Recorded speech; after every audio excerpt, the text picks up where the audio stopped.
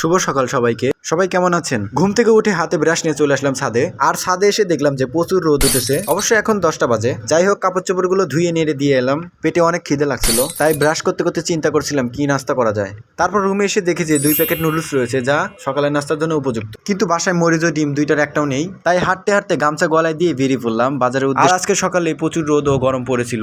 অবশেষে মুদিখানার দোকানে পৌঁছে গেলাম। মুদিখানার দোকানে এসে 4টা ডিম নিয়ে নিলাম। ডিম নেওয়া শেষ, এখন মরিচ নেওয়ার পালা। সবজির দোকানে গিয়ে 10 টাকার মরিচ নিয়ে নিলাম। 10 টাকার মরিচই আমাদের জন্য এনাফ। আসার সময় দেখলাম যে বাজারে ছোট ছোট মাছ বিক্রি করছে অনেক। সবকিছু আনা হয়ে গেছে। এইদিকে বড় ভাই নুডলস সিদ্ধ করে ফেলেছে। তারপরে পেঁয়াজ মরিচ তেলে দেওয়া হয়েছে। বড় ভাই হাসতেছে কারণ মরিচ কেটে ফেলেছে অন্যভাবে। এরপরে পর্যাপ্ত পরিমাণ লবণ ছিটিয়ে দেওয়া হলো। তার মধ্যে ডিম ছেড়ে দেওয়া হলো। একটা ডিম ছেড়ে দেওয়ার পরে তারপরে হালকা নাড়াচাড়া দেওয়ার পরে তারপরে আরেকটা ডিম ছেড়ে দেওয়া হলো নুডলসের ভিতরে। এরপরে সিদ্ধ নুডলস গুলো দিয়ে দিলাম তেলের ভিতরে। তেলে দেওয়ার পরে 2-1 মিনিট নাড়াচাড়ার পরে এর উপরে মশলা ছিটিয়ে দিলাম। মশলা দেওয়ার পরে আমাদের নুডলস অলরেডি পাক হয়ে গেছে। এখন শুধু টেস্ট করার পালা। এখন নুডলস গুলো সুন্দর করে প্লেটে বেড়ে নিলাম এবং টেস্ট করার জন্য বসে পড়লাম।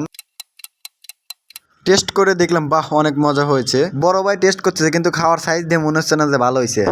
গাইস, আপনাদের একটা মিথ্যা কথা বলি, আসলে নুডলস গুলো অনেক মজা হয়েছিল। তো ভিডিওটি যদি খারাপ লাগে অবশ্যই একটা সাবস্ক্রাইব করবেন। এখন অনেকেই ভাববে যে ভালো লাগলে কি করব, আরে বেটা ভালো লাগলেও সাবস্ক্রাইব করবি বেটা।